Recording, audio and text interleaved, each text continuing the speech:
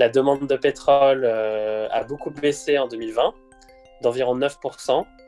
Alors 9%, ça paraît peut-être pas énorme comme ça, alors qu'en fait, c'est juste du jamais vu au niveau de l'histoire du marché du pétrole.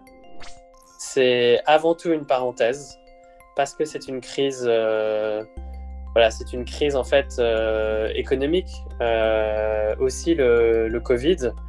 Et donc en fait, les usines tournent un peu moins, il y a un peu moins de commerce, et on sait aussi, et surtout, la mobilité a été impactée. Le pétrole est vraiment associé au secteur des transports dans le monde.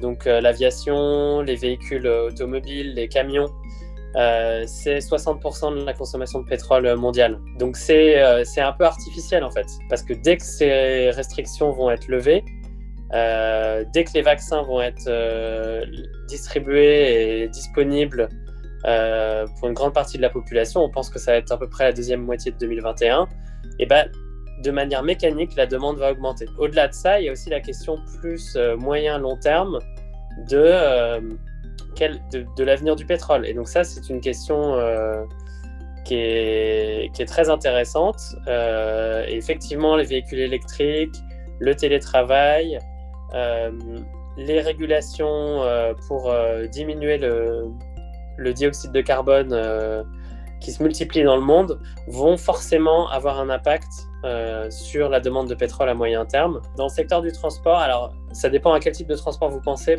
parce que l'aviation, par exemple, aujourd'hui, on n'a pas forcément de solutions alternatives au pétrole. Et puis vous avez aussi le secteur des camions, hein, qui pour l'instant, la technologie n'existe pas forcément pour électriser entre guillemets ce secteur-là. En tout cas, pour l'instant, c'est pas forcément la fin du pétrole.